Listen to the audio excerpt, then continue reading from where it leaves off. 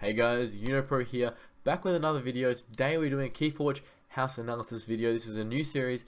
The idea of this series is we're going to break up the game into a few different aspects, and we're going to look at how each house handles each aspect of the game. So today we're looking at amber disruption. So the reason I think it's really important to kind of break these houses up into these general rules and styles is, unlike a normal card game where we can just look up the meta decks and know which cards to play around because those are the best cards. You can't really do that because there's not always going to be those cards. You have no way of knowing what cards are going to be in your opponent's deck. So instead of trying to play around specific cards as much in Keyforge, it's more important to play around kind of the house as a whole. To give an example of this for Magic players, even if you go into a random set, if you have no idea what's in it, against black you would still kind of be playing around black removal by playing, you don't want to play one big creature, you might want to play a couple smaller creatures. Against red, you might not want to play low health creatures because they can, normally have low damage removal spells. So that's the kind of idea of this, is we're going to break out each category so we can understand in this situation, does Brom excel, how do they deal with these kinds of things. So we're going to be doing amber disruption for our first video.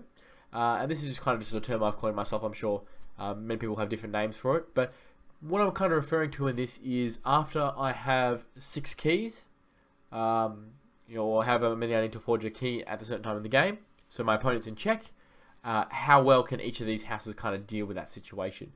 And I found actually playing online that this actually comes up kind of a lot. It's actually not that hard in a lot of scenarios if you try and specifically go for 6 amber.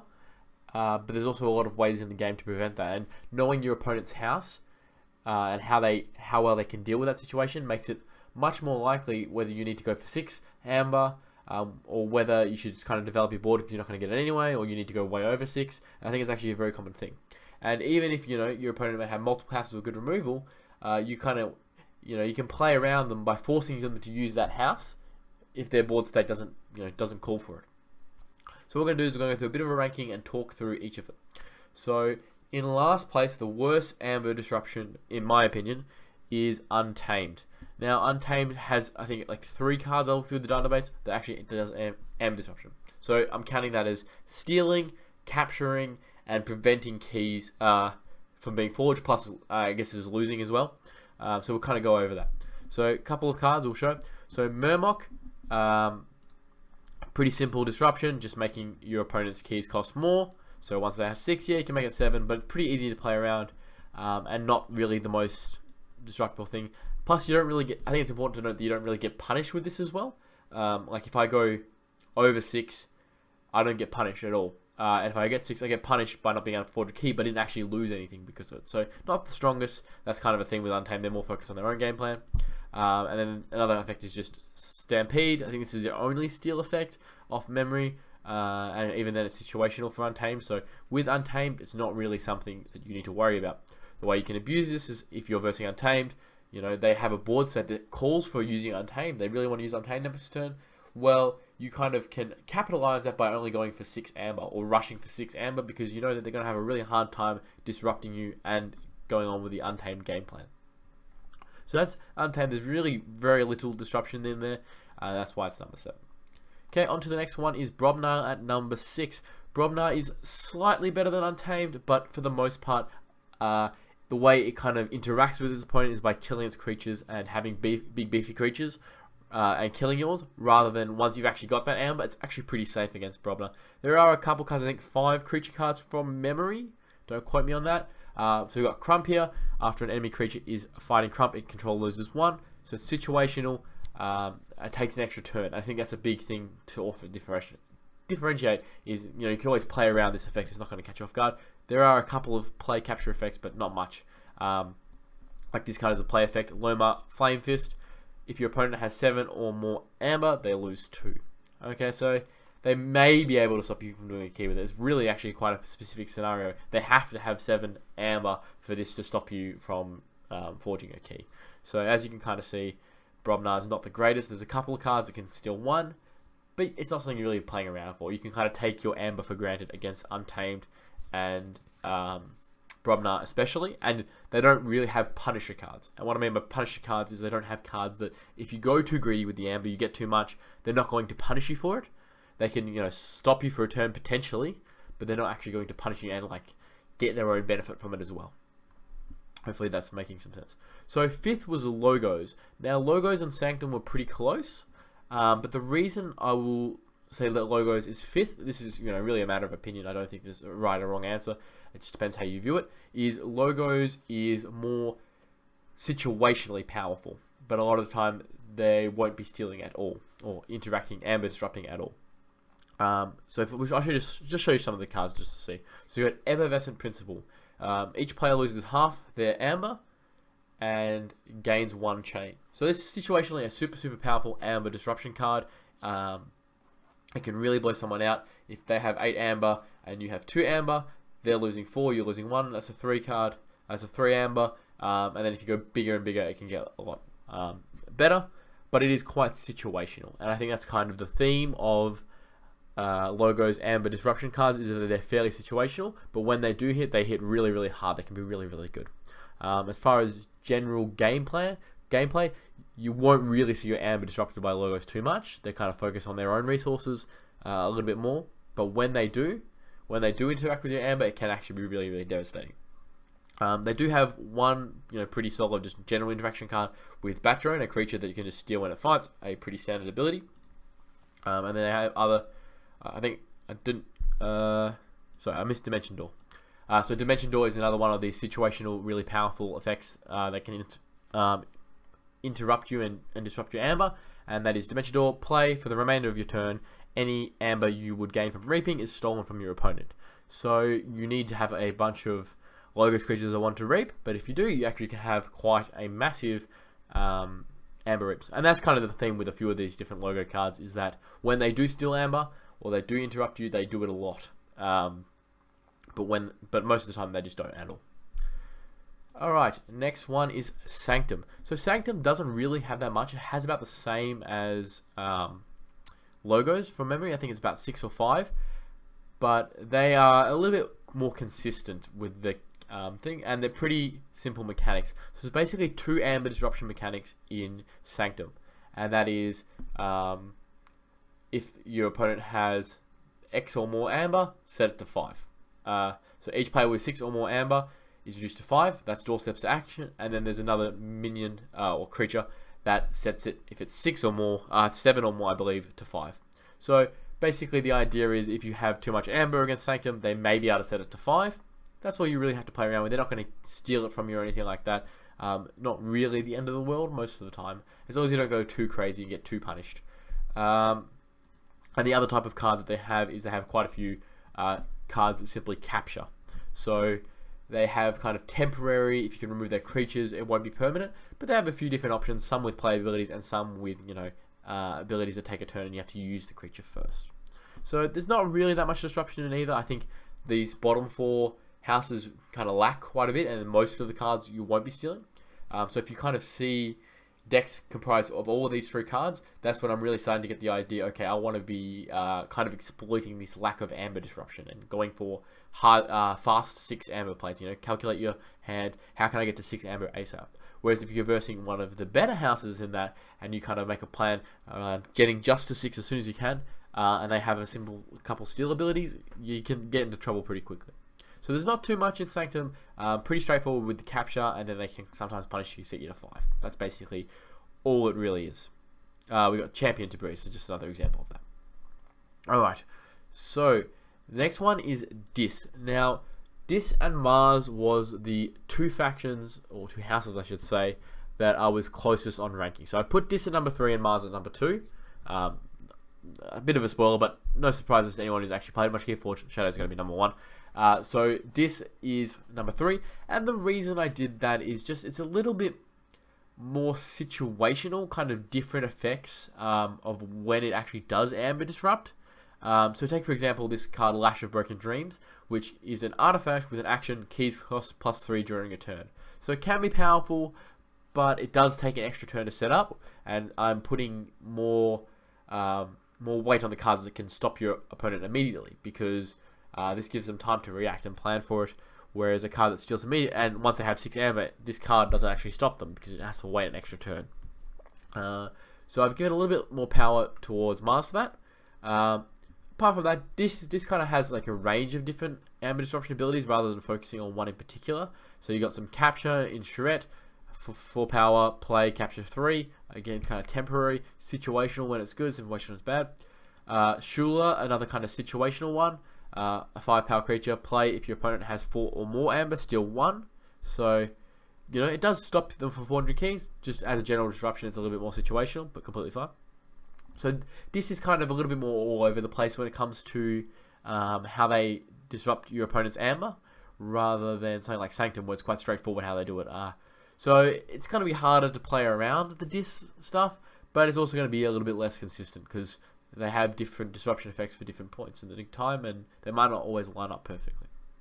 Alright, so on to Mars, which is the second, in my opinion, best at amber disruption. So starting off with a pretty straightforward one, which kind of gives you the theme of Mars, is Psychic Network, which has a play ability, steal 1 for each friendly ready Mars creature. And you'll see this is kind of a theme of Mars, is that it really cares about the number of Mars creatures, kind of like a swarm style deck, which makes this, you know, very powerful sometimes, but at the same time it can be very weak and easy to play around, as you can kind of plan out your amber generation against Mars based on how many creatures they have. So yes, you have to respect the ability to disrupt your amber and steal from you, but if you can remove your opponent's creatures and then go for fast, you know, 6 ambers against Mars, they don't have as many tools to deal with that as something like Dis or Shadows. So going on from there, we have a fair bit of capture in Mars as well. We have Grab a Jammer, which kind of shows 2 different disrupt abilities. Your opponent's keys costing +1, which is another ability that's common in Mars. And then the Fight or Reap ability of capturing. So capturing and making your opponent's keys, plus a bit of stealing in Mars. They kind of do a bit of all, just like Dis. It's a little bit more steady, a little bit more normal, I guess I would say. It's pretty close to how you want to evaluate those. But it's more tied to creatures with Mars, I would say, and especially the number of Mars creatures. We also have Yixil Marauder, or however you say this thing. He gets +1 power for each amber on him, and he captures 1 amber for each friendly ready Mars creature when he's played. So just going back to that thing where, okay, I can go for a fast 6 or maybe 7 to try and forge a key if my opponent is low on Mars creatures, and if they're not, I have to really respect the fact that they can steal a lot of my amber or capture a lot of my amber. And that kind of thing. So it's not as steady, it's not as consistent as Dis or Shadows, in that it doesn't really care about the board state. It kind of scales really hard and can be played around, but is also more stronger when it, you know, much stronger when it has the proper setup with a bunch of Mars creatures. Also, just wanted to point out Shadowstorm, similar to, like, it's kind of like a Logos card in the sense that it is situationally really, really powerful in amber disruption, but doesn't always work that well. So it's an action, play, lose all your amber, then your opponent loses triple the amount of amber you lost this way. So obviously when your opponent has more amber than this, it's going to be really, really good. When you have more amber, it's really, really bad. Which is definitely really relevant. Like, if you're both looking to forge a key, you know, this card doesn't really help you that much. It's not a one-sided disruption. So still can be very situationally very, very powerful card. Alright, on to number 1. This should really be no surprise to anyone, and that is Shadows. Now, Shadows, their whole thing is basically amber disruption, specifically stealing amber from their opponents. So I'm not going to show all the cards. I'm not even going to show close to all of the cards. I just showed a couple of the key ones because there is just that many. It is the clear number 1. You really just cannot take anything for granted when versing Shadows and your amber. Your amber does not mean much because they can and they will steal it all from you. So I'm just going to show a couple of the more iconic cards and cards to keep in mind. So first is a very famous one, Bait and Switch, which when you play it, if your opponent has more amber than you, you steal 1 amber, and then you keep repeating that until they don't have more amber than you. So basically, can equalize the game, and can be really, really powerful. If they have 6 amber and I have 0 amber, suddenly we're both at 3. That's a 6 amber swing from 1 card, which is absolutely insane. Anything more than 3 amber for 1 card is really, really good. And this is, you know, kind of known and speculated as being one of the strongest cards in the game. Though I believe someone on Reddit did some research and actually looked at the averages, and it wasn't that insane. But if you don't play around that, then you will really get punished by this card super hard. And that's kind of the theme of playing against Shadow's Amber Disruption, is that you need to not go too far, too crazy with the Amber, because they actually can punish with it. Other houses tend to just kind of stop you from crafting keys when you go too far or slowing you down, but they don't benefit off it other than stopping you. Whereas Shadow, they will benefit in a positive way because you play too much. Not only are they stopping you, they're gaining something themselves, which is really powerful. And this is very similar to the next card, which is Too Much to Protect, which steals all but 6 of your opponent's amber.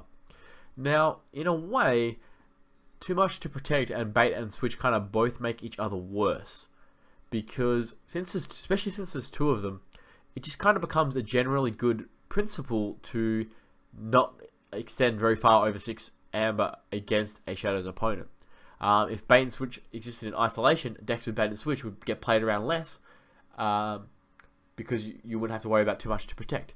But now the existence of both of these cards means that it's pretty much a safe assumption to assume you should play around one of these cards and having too much amber, because if these hit hard, they will win the game pretty much outright.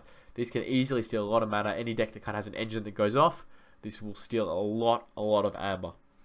And then the Strength of Shadows, they can easily steal 1 amber at least afterwards to stop you from forging your key after this card. So Bait and Switch, Too Much to Protect, that's kind of the defining cards of how you play around Shadow, and that is do not make too much amber. You really need to be careful about overextending. I've made that mistake many times online, and it's going to be something that when it happens to you, you're going to realize that is absolutely ridiculous. I'm not going to let that happen to me again. So just another couple cards we'll show. Ghostly Hand. This is something that you can definitely play around, and I think it's pretty common and pretty powerful card that people will gravitate towards decks with a few of them in it. So it's definitely worth playing around when you can. So it gains 2 amber by itself, which is already decent. Like, you don't really need much of an effect for that card to be okay.